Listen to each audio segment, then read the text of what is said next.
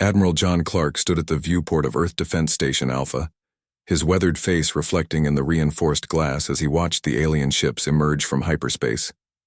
They were massive, each one nearly the size of Manhattan, their hulls shimmering with an iridescent material unknown to human science. There were 7 of them, arranged in perfect formation, and they had entered the Sol system without warning or permission. "How many people do we have on standby?"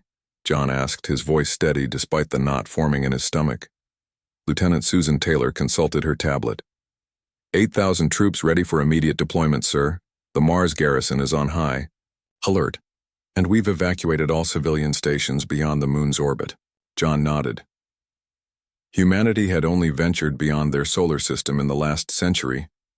They had established 11 colonies on nearby star systems, modest outposts of human civilization that were just beginning to flourish.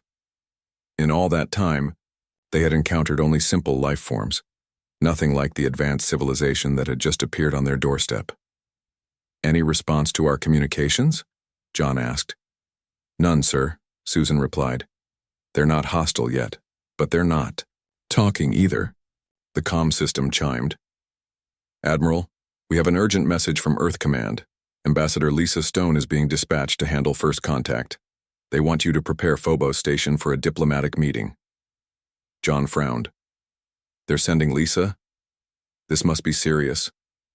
Lisa Stone was Earth's most experienced diplomat, a woman who had negotiated peace between warring nations during the water crisis of 2129. She was brilliant, composed, and had an uncanny ability to read people. John had worked with her twice before and had developed a deep respect for her capabilities.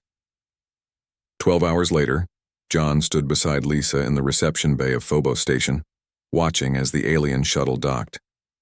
Lisa looked calm in her formal blue diplomatic uniform, her gray-streaked brown hair pulled back in a simple bun. She was 58 years old and carried herself with quiet confidence. "What do we know about them?" she asked quietly. "Almost nothing," John admitted. "Our deep space intelligence suggests they're called the Arxians, the dominant species in something called the Galactic Hegemony. Apparently, they're part of a coalition of 12 advanced species that controls about 15,000 star systems." Lisa raised an eyebrow. 15,000? And we never knew they existed? "They've been deliberately avoiding us, it seems. Until now." The airlock cycled open. The beings that emerged were tall and slender, with 4 arms and skin that shimmered like their ships. Their faces featured 3 large, deep-set eyes arranged in a triangle, and they moved with a fluid grace that suggested both strength and precision. 5 of them entered, but 1 clearly led the group, adorned with intricate metallic ornaments that seemed to float just above the surface of its skin. "I am High Chancellor Zorn of the Galactic Hegemony," the leader announced in perfect English, its voice resonating oddly as if multiple beings were speaking in unison. "I have come to address your transgressions." Lisa stepped forward, her expression neutral. "I am Ambassador Lisa Stone, representing the United Earth Government. We welcome you to our system and are eager to establish peaceful relations." The alien made a gesture that might have been dismissal. "Peace is not possible when laws are broken. Your species has violated the ancient boundaries of the sacred expanse." Lisa maintained her composure. "We were unaware of any territorial claims. As you must know, we have only recently developed interstellar travel capability. Ignorance does not excuse violation," Chancellor Zorn said. "Your colonies in the Proxima, Tau Ceti, and Epsilon Eridani systems all trespass on worlds that were designated as part of the sacred expanse 7,000 years ago." John watched as Lisa processed this information. 7,000 years? That predated most of human civilization. "Perhaps we could discuss a resolution that would respect your historical claims while acknowledging our good faith actions," Lisa suggested. Chancellor Zorn made a sound that might have been a laugh but held no warmth. "The Hegemony Council has already reached its decision. You have 2 options: immediate surrender of all colonies and acceptance of permanent quarantine within this solar system, or war with the full might of the hegemony." The room fell silent. John felt his hand instinctively move toward his sidearm. Before he forced it back to his side, Lisa's expression didn't change. This is a significant decision that affects billions of lives. We would need time to consult with our government. You have 24 Earth hours, Chancellor Zorn stated. We will return for your answer then. After the aliens departed, John turned to Lisa. They can't be serious. Abandon all our colonies? Stay trapped in Sol forever? Lisa was already reviewing data on her tablet. There's something off about this whole situation, John. A civilization that advanced, that's maintained peace for 7 millennia, doesn't just show up making ultimatums without prior contact. What are you thinking? I'm thinking I need to talk to Dr. Peter Williams immediately. He's been studying fragmented data our deep space probes collected about alien civilizations for years. 8 hours later, Lisa sat in a secure conference room on Phobos with John and Dr. Williams, a lanky man with kind eyes and perpetually disheveled hair. The hegemony isn't what it appears to be, Peter explained, spreading star charts across the table. Our intelligence suggests it's not a coalition of equals but a carefully maintained hierarchy with the Arxians at the top. Lisa leaned forward. Tell me more. For the past 8 years, I've been piecing together information from abandoned outposts. We've found intercepted communications and trading data from independent merchants who operate on the fringes of known space. The Arxians maintain control by limiting technological development of the other species and erasing historical records that contradict their narrative. And this sacred expanse? John asked. Peter brought up a holographic map. That's the interesting part. According to fragments of records we've recovered, those areas were once home to another advanced species that challenged Arxian dominance about 7,000 years ago. They were systematically eliminated, and the Arxians declared their former worlds off-limits, supposedly out of respect. Lisa's eyes narrowed. So they're using sacred ground as an excuse to stop us from expanding. Exactly, Peter confirmed.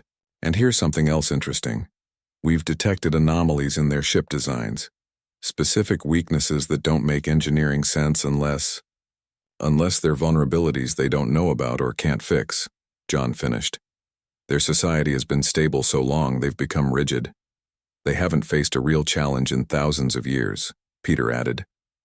Lisa stood up and walked to the viewport, looking out at the stars. They expect us to be afraid, to surrender immediately or make a desperate, doomed military stand. What are you thinking, Lisa? John asked. She turned back to them, a small smile forming on her lips. I'm thinking it's time we showed the hegemony, something they haven't seen in 7,000 years.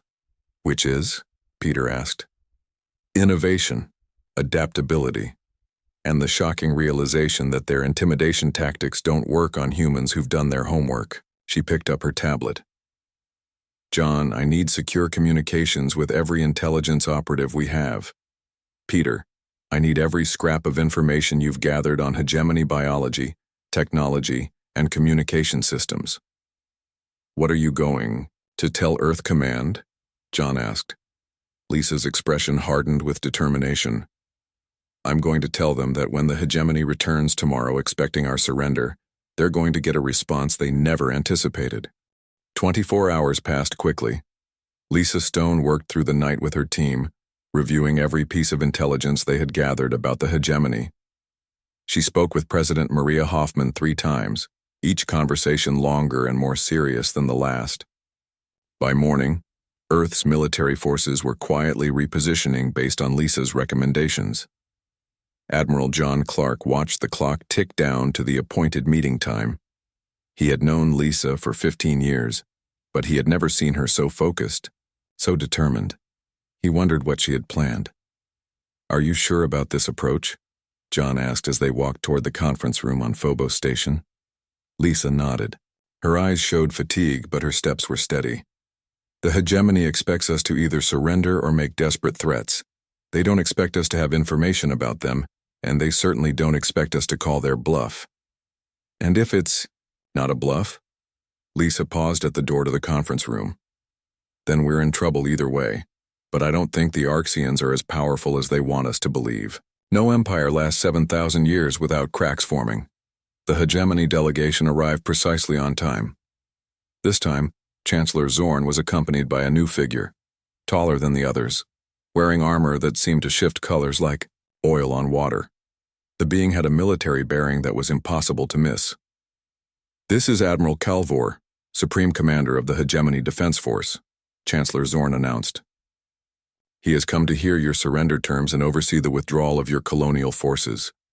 Lisa sat alone at the conference table, reviewing data on her tablet. She looked up calmly at the aliens towering over her. "Please sit," she said, gesturing to the chairs across from her. The aliens exchanged glances before lowering themselves into the specially designed seats. "We await your acceptance of our terms," Chancellor Zorn stated, his three eyes blinking in sequence. Lisa set down her tablet and looked directly at them. For a moment she said nothing. Then, unexpectedly, she laughed.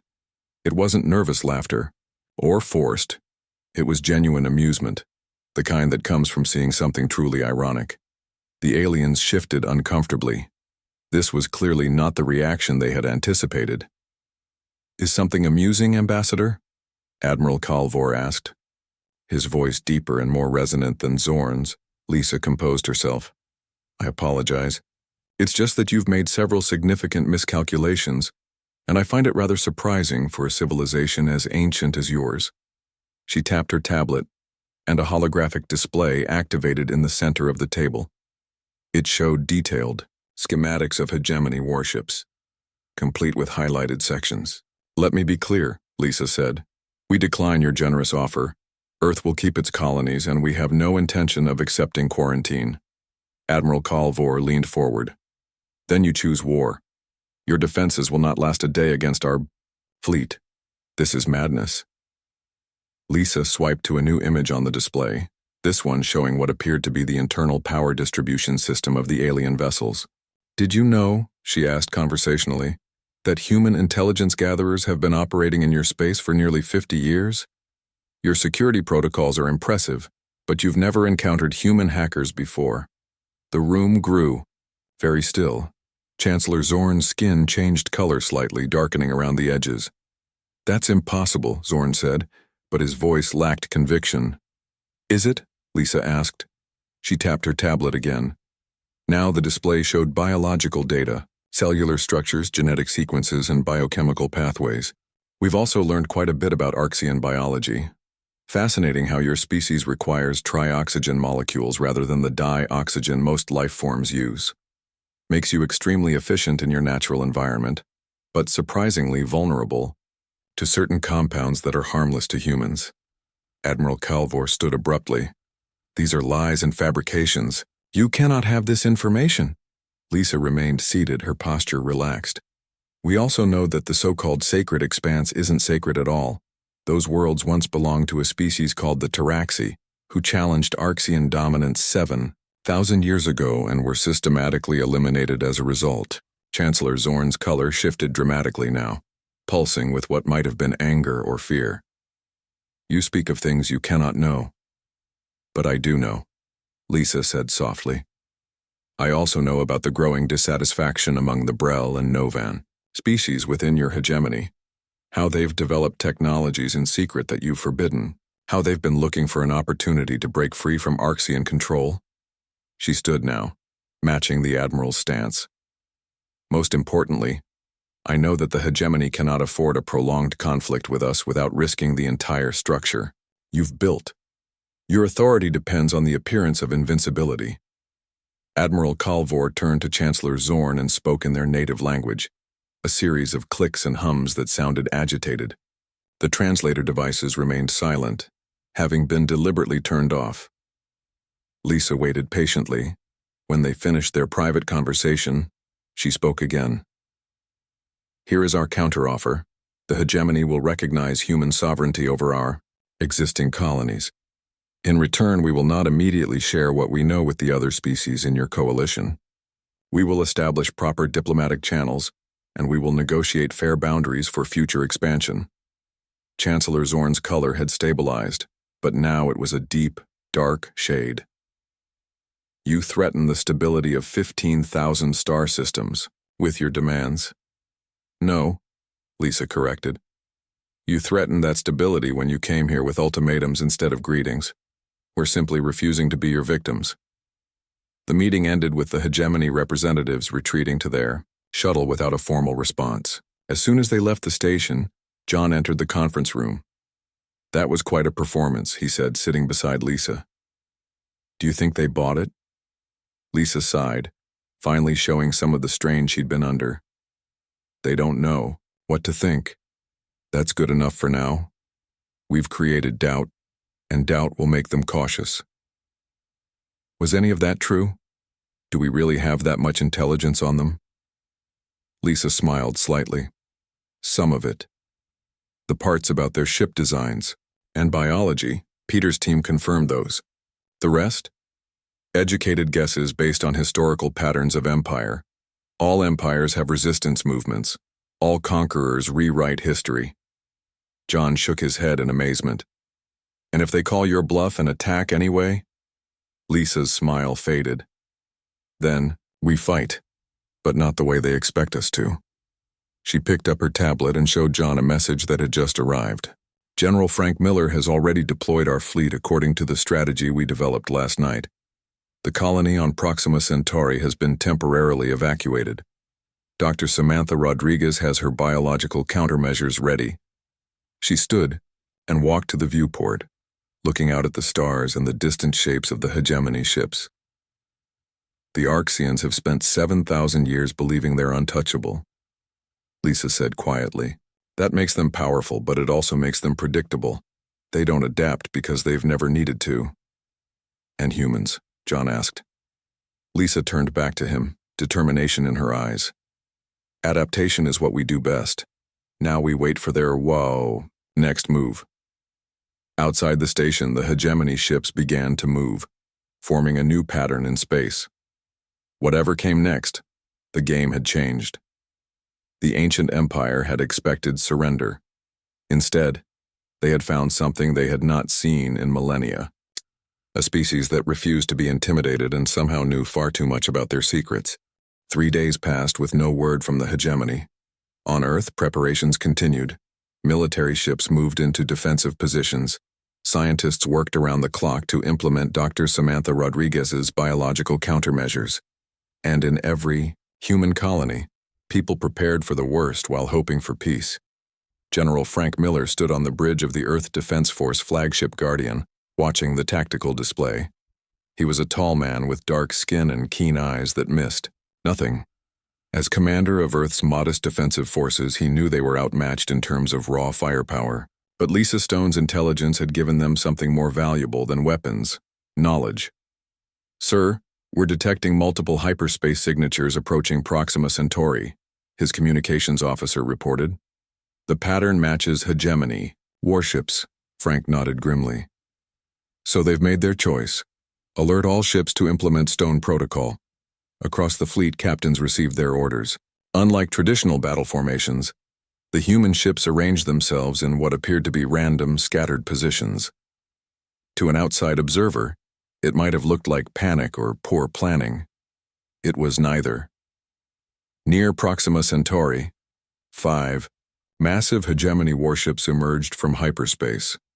Their weapon systems came online immediately, targeting the human colony that they expected to find defenseless.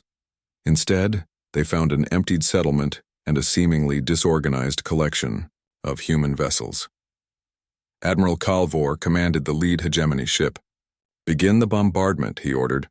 "Show these humans the price of defiance." The hegemony ships fired their main weapons, beams of concentrated energy that could melt through meters of reinforced steel. But as the beams lanced out, the scattered, human ships suddenly moved in precise, coordinated patterns. Each vessel adjusted its position by mere kilometers, just enough to make the hegemony weapons miss their targets. "Impossible," Calvor growled. "They cannot have predicted our targeting algorithms." On the Guardian, Frank watched the battle unfold. "Now," he ordered, "execute Phase 2. The human ships activated a specialized electronic warfare system developed based on Lisa's intelligence. It targeted specific frequencies used by hegemony shield systems, creating fluctuations and weak points. "Sir, the countermeasures are working," his tactical officer reported. "Their shield efficiency is dropping by 30%. Frank leaned forward. All ships, weapons free. Target the weak points. Human missiles, far less powerful than hegemony, weapons but precisely targeted, streaked toward the alien vessels. They struck at exactly the right points where the shields were weakest, causing explosions that rippled across the massive warships. On his flagship, Admiral Calvor couldn't hide his shock. How are they doing this? Their weapons should be harmless against our shields. His second-in-command frantically checked the systems. Admiral, they're somehow interfering with our shield harmonics, and their attack pattern, it's as if they know exactly where to hit us. Meanwhile, on a small stealth vessel at the edge of the battle, Dr. Samantha Rodriguez watched through a viewport. She was in her 40s with steady hands and the intense focus of someone who had spent her life in scientific pursuit. Beside her stood her assistant, holding a container of what looked like ordinary yellow dust. "Release the countermeasure," Samantha ordered. The assistant nodded and pressed a button. Outside the ship, tiny drones previously hidden among debris fields activated. They moved swiftly toward the hegemony vessels, releasing clouds of the yellow substance, a modified pollen specifically engineered to affect Archean biology. The ventilation systems of the alien ships, designed to filter traditional weapons, like poison gas or radiation, did nothing to stop the pollen. It was natural, organic, and seemed harmless to their sensors. Within minutes, reports began coming in from throughout the hegemony fleet of crew members experiencing respiratory distress. Not enough to kill them, but more than enough to disrupt their functions. "What is happening?" Calvor demanded, fighting to breathe normally. "Are they using biological weapons?" His medical officer, struggling with the same symptoms, checked readings. "It appears to be pollen, Admiral. Something our filters aren't designed to catch. But how could they know about our respiratory vulnerabilities?" Back on Earth, President Maria Hoffman stood before the United Nations General Assembly. She was a strong woman in her 60s with silver hair and a voice that commanded attention. Behind her, massive screens displayed images from the battle at Proxima Centauri. "Today, the Galactic Hegemony chose war over peace," she said. "They believed we would be easy prey. They were wrong." The screens shifted to show information that Ambassador Stone had collected, evidence of Archean manipulation of their supposed partner species. "What Ambassador Stone discovered is shocking," Maria continued. "The vaunted hegemony is not a coalition of equals, but a strictly hierarchical arrangement with the Archeans at the top. For 7,000 years, they have systematically suppressed technological development in their partner races, rewritten history to serve their purposes, and eliminated any who challenged their dominance." Representatives from nations around the world watched in stunned silence as the president revealed document after document, showing the truth about the hegemony. The so-called sacred expanse that we supposedly violated, those were once the homeworlds of a species called the Taraxi, who dared to challenge Archean rule 7 millennia ago. The Archeans didn't preserve those worlds out of respect. They kept them empty as a warning to others. In a secure room beneath the UN building, Lisa Stone watched the president's address on a monitor. Beside her, Peter Williams worked frantically at a computer terminal. "It's working," he told her. "Our deep space relays are broadcasting the president's message and our evidence across all standard communication channels. Every species in the hegemony will receive this information." Lisa nodded, her expression serious. "Now we see if any of them have been waiting for an opportunity like this." Back at Proxima Centauri, the battle had reached a stalemate. The human ships couldn't destroy the massive hegemony vessels, but they had managed to prevent them from bombarding the colony. And with each passing minute, more hegemony crew members were being affected by the pollen. Admiral Calvor, his breathing labored, made a difficult decision. "Order a retreat. We need to regroup and develop countermeasures." As the hegemony ships prepared to withdraw, they received an urgent message from their high command. Reports were coming in from across hegemony space of unrest among the member species. Someone was broadcasting classified information about Archean rule, and several systems were already in open rebellion. Calvor stared at the message in disbelief. How could they have done this? It's been only days since their diplomat laughed at us. His second-in-command, also struggling to breathe normally, looked up from his station. Perhaps that's why she laughed, Admiral. She already knew our weaknesses. As the hegemony ships disappeared into hyperspace, General Frank Miller allowed himself a small smile. Send word to Earth. Phase 1 of Stone's plan has succeeded. Across the stars, the carefully maintained facade of the mighty hegemony had begun to crack. And it had all started with a human diplomat who laughed when she should have trembled. As military engagements continued across the frontier, Ambassador Lisa Stone prepared for a different kind of battle. She sat in a specially designed communications room deep within the lunar base, surrounded by the best communication experts Earth had to offer. For 3 days straight, they had been working to crack the complex encryption of the hegemony's internal communication systems. "We're in," said Alan West, Earth's top linguist and code specialist. He was a quiet man with quick eyes and hands that never seemed to stop moving across his keyboard. "We have access to their central broadcast network." Lisa leaned forward. "Are you sure they won't detect us?" Alan nodded. "Their systems were designed to keep out enemies they've encountered before. They never planned for human hackers with our particular approach to problem solving." Lisa took a deep breath.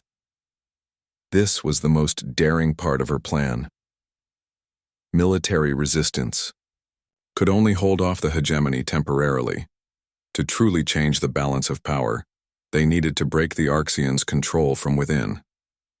"Begin the broadcast," she ordered. Across hegemony space on thousands of worlds spanning 15,000 star systems, communication devices suddenly activated. The faces of ordinary citizens from a dozen different species looked up in surprise as their screens displayed an unfamiliar human woman. "I am Ambassador Lisa Stone of Earth," she began. Her words were being translated into over 40 languages simultaneously, each carefully adjusted by Alan's team to respect cultural nuances. "What I am about to tell you has been hidden from you for thousands of years." The broadcast showed evidence of Arxian manipulation, historical records they had attempted to destroy, technological advancements they had suppressed, and the true story of species that had been erased from official history. "The sacred expanse is a lie," Lisa explained. "Those systems were once home to the Taraxi, a species that developed technology that could have freed all beings from Arxian control. They were not honored. They were exterminated." On the hegemony capital world, Chancellor Zorn watched the broadcast with growing horror. His aides rushed around him desperately trying to block the signal. "How are they doing this?" Zorn demanded. "Cut them off."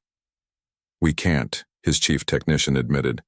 "They're somehow broadcasting on all secure channels simultaneously. It's as if they have our encryption keys." On a distant trading outpost near the edge of hegemony space, Captain Olivia Grant piloted her small ship toward the meeting coordinates. She was younger than most senior officers, with short red hair and a reputation for unconventional thinking. That was exactly why Lisa had chosen her for this critical mission. Olivia checked her sensors again. "Any sign of them?" Her second-in-command, Lieutenant Paul Davis, shook his head. "Nothing yet. Are you sure they'll come?" "Ambassador Stone seemed certain," Olivia replied. "If she's right about the discontent among some of the hegemony species, this could change everything." As if in answer to her words, 2 ships appeared from behind a nearby moon. They were sleek vessels unlike the massive Arxian warships, marked with symbols Olivia recognized from her briefing materials as belonging to the Brel and Novan species. "This is Captain Olivia Grant of Earth," she transmitted. "I come under diplomatic authority to discuss matters of mutual interest." After a tense moment, a reply came through. "This is Commander Tesk of the Free Brel Navy. We received your ambassador's message. We have much to discuss." Hours later, Olivia sat across from representatives of both species in the neutral meeting room of a small trading station. The Brel were shorter than humans, with forearms and skin that shifted colors with their emotions. The Novans were tall and willowy, with crystalline growths on their shoulders that seemed to glow from within. "For 3 centuries, we have been developing technology in secret," Commander Tesk explained. "The Arxians believe they have total control over our advancement, but they underestimate our determination. The Novan representative, Elder Kira, nodded. When your ambassador's broadcast reached us, it confirmed what many have suspected. The Arxians are not the all-powerful beings they claim to be. Olivia leaned forward. Ambassador Stone offers an alliance, not subjugation. Earth has no interest in controlling your worlds or limiting your development. Why should we trust humans? Tesk asked, his skin rippling with caution. You are new to the stars. You have no history with us. Exactly, Olivia replied. We have no history of deception or control. We want partners, not subjects. And right now we have a common enemy. Elder Kira's crystals pulsed with light.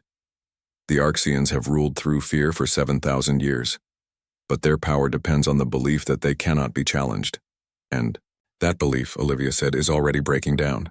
Back on Earth, Lisa stood with President Maria Hoffman in the Oval Office, watching reports flood in from across hegemony space. Protests had erupted on dozens of worlds. Several hegemony ships had been seized by their non-Arxian crew members. And in 6 star systems, local governors had declared independence from Arxian rule. It's working better than we hoped, Maria said, her voice betraying her amazement. They're falling apart from within. Lisa nodded, but her expression remained serious. The Arxians won't give up easily. Chancellor Zorn will try to reassert control. As if confirming her words, a priority communication came through. It was Zorn, himself, his skin darker than before, his 3 eyes blazing with fury. You have committed an act of war beyond your initial trespasses, he declared. Spreading lies and inciting rebellion across peaceful worlds will not be tolerated. The full might of the hegemony fleet is now directed at your homeworld. Maria stood tall, facing the alien leader without flinching. Your peaceful worlds have been under your boot for millennia, Chancellor. We've simply shown them the truth. Truth? Zorn's voice rose. You know nothing of truth or history. Your primitive species was still huddled in caves when the Arxians brought order to the galaxy. Lisa stepped forward. That's not entirely accurate, Chancellor. In fact, our research suggests something quite interesting about human origins. She nodded to an aide, who sent a data packet through the communication link. Zorn's eyes widened as he viewed the information. Impossible, he whispered. The genetic similarities are undeniable, Lisa said calmly. Humans share ancestral markers with the Taraxi. We are their distant cousins, Chancellor. The species you tried to erase 7,000 years ago didn't completely disappear. The communication ended abruptly as Zorn cut the connection. Lisa turned to Maria. He'll be desperate now, she warned. The Arxians built their entire identity around the belief that they eliminated all threats to their dominance. Maria's expression was grim. How long until their fleet reaches Earth? 5 days at their maximum speed. But they'll encounter surprises along the way. Outside the solar system, Captain Olivia Grant stood on the bridge of her ship, now accompanied by a growing fleet of vessels from rebellious hegemony worlds. What had begun as a small diplomatic mission had evolved into something much bigger, the first ships of a new alliance. Message from Earth, Captain, Lieutenant Davis reported. Ambassador Stone says it's time for Phase 3. Olivia nodded, looking at the diverse crews working together on her bridge, humans alongside Brel and Novan officers united by a common cause. Send word to all ships, she ordered. We're going to show the Arxians that the days of their empire are over. 7 months after the initial declaration of war, Ambassador Lisa Stone walked onto the newly constructed diplomatic station hanging in neutral space at the midway point between Earth and the hegemony capital world. The station, called New Dawn, was a marvel of combined technology. Human ingenuity merged with engineering concepts from 4 former hegemony species who had declared independence. Lisa wore a simple blue diplomatic uniform, her hair showing more gray than when this conflict began. Beside her walked representatives from the Brel, Novan, Tauri, and Cephalon species, all former members of the hegemony who now stood with humanity. Are you ready for this? Asked Commander Tesk of the Brel. His skin rippled with shades of blue and green, excitement mixed with caution. Lisa nodded. I've been ready since the day they threatened Earth. The door to the main conference chamber slid open. Inside waited Chancellor Zorn, but he was not the imposing figure he had once been. His ornate garments were gone, replaced by simpler attire. The floating metallic decorations that had once surrounded him were absent. Most telling of all, he was alone, no delegation of lesser officials to command. Lisa took her seat across from him. "Chancellor, thank you for agreeing to these talks." Zorn's 3 eyes blinked in sequence. "I was not given much choice, Ambassador Stone." That was true. In the past 7 months, the carefully constructed hegemony had unraveled faster than anyone had predicted. After the truth about Arxian rule spread across their territory, rebellions erupted on hundreds of worlds. When the Arxian fleet attempted to suppress the uprisings, they found themselves facing not just human tactics and technology, but also weapons and defenses developed in secret by the species they had tried to keep subservient. "The terms have been transmitted to you," Lisa said. "Are you prepared to discuss them?" Zorn made a gesture that might have been resignation.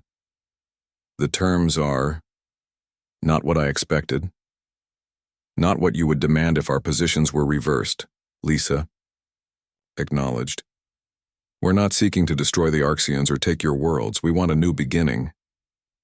The door opened again and Captain Olivia Grant entered. She had spent the past months coordinating the combined fleet that had ultimately forced the Arxians to the negotiating table. Her small ship and its allies had grown into an armada representing a dozen species. "The security arrangements are in place," Olivia reported. "All ships are maintaining their positions." Lisa nodded her thanks before turning back to Zorn. "Let's begin with the first term. Recognition of full independence for any species or world that wishes to leave the hegemony." Zorn's skin darkened. "You ask us to surrender 7,000 years of order and stability."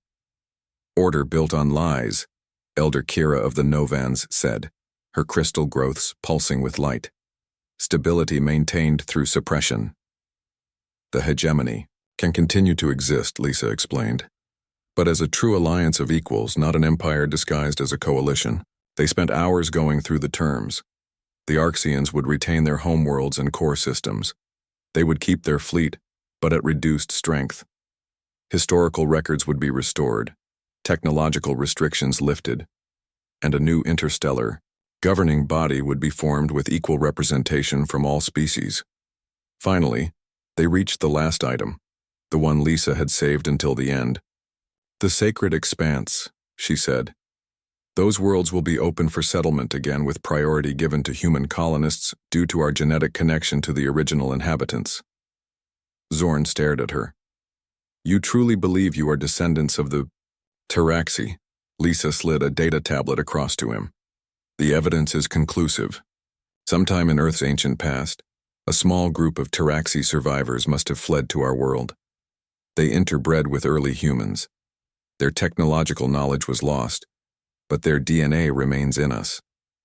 "If this is true," Zorn said slowly, "then your species represents everything the Arxians have feared for 7 millennia. The return of those who challenged us and nearly won." "We're not the Taraxi," Lisa said. "We're humans. We don't want revenge for ancestors we never knew. We want a future where all species can develop freely." Outside the conference room, in a secure monitoring station, Dr. Peter Williams watched the proceedings with John Clark, who had been promoted to Fleet Admiral. "Do you think he'll sign?" John asked. Peter nodded. "He has no choice. His empire is falling apart. At least these terms allow the Arxians to survive with dignity." "All this because Lisa laughed instead of trembling," John mused.